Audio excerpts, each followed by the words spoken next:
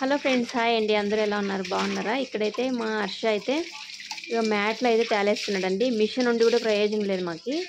ఆ మిషన్ ఏంటంటే సగం సగం వర్క్ అవుతుంది, ఉతికేస్తుంది కానీ పిండదు. ఇంతకుముందు అయితే బాగా పిండుతానింది. వీళ్ళ డాడీ ఏం చేశాడంటే పెద్ద బెడ్షీట్ వేసి దాంట్లో వేసి కుక్కాడు. పిండే సైడ్ మొత్తం పిండకుండా జామ్ అయిపోయింది. అది మొత్తం తిరగకుండా అయిపోయింది, ఏవి తిరగకుండా. సో వాష్ చేసుకోవచ్చు కానీ ఆ పక్క డ్రై చేసుకోవడం అయితే కుదరదు అనమాట.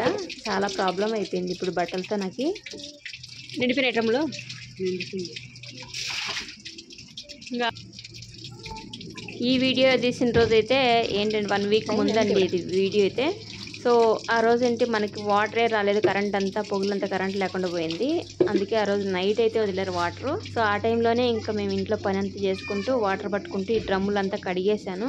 బట్టలు కూడా అప్పుడే వాషింగ్ మిషన్కి వేసాను. సో అన్ని పనులు ఇలా ఒకేసారి వాటర్ వచ్చినప్పుడే కంప్లీట్ చేసుకోవాలి. పొగులన్నీ అక్కడ డ్యూటీ చేసి వచ్చాను. డ్యూటీ చేసి వచ్చిన తర్వాత మళ్ళీ ఇంకా ఈవినింగ్ నీళ్ళు వదిలిన తర్వాత వెంటనే ఈ పని అనమాట. ఇలా పెట్టు, ఇలా పెట్టు, ఇలా పెట్టాలి చక్క. ఇంకా డ్యూటీ చేసుకొచ్చి నీరసం అయిపోయాను అనమాట. ఇంక అందుకోసం అయితే మా హర్ష హెల్ప్ చేస్తున్నాడు.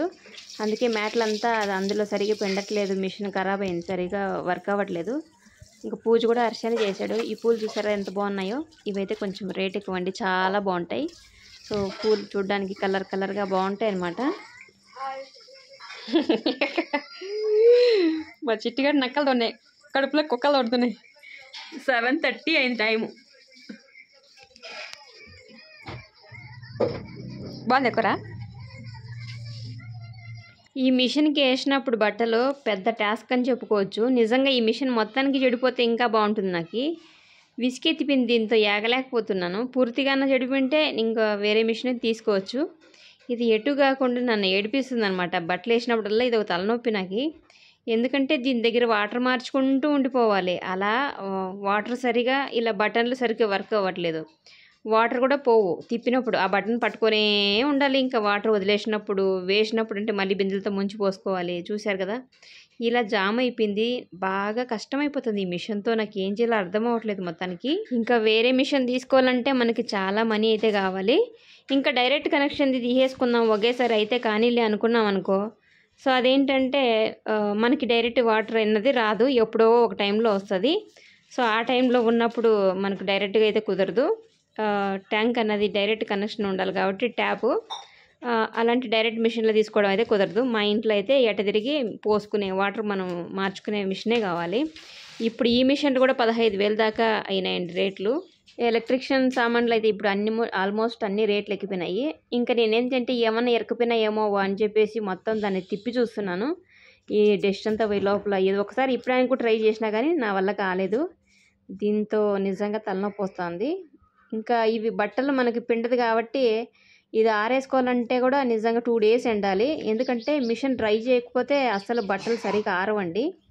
ఇంకా నైట్ అంతా బట్టలు వేసిన తర్వాత మార్నింగ్ లేచి మళ్ళీ కడుక్కొని ముగ్గు వేసుకొని ఇలా మార్నింగ్ అయితే నా పనులు రొటీన్గా ఇలా చేసుకున్నానండి. సో మిషన్ సరిగా వర్క్ కాకపోతే నాకు నిజంగా మైండ్ పని చేయట్లేదు.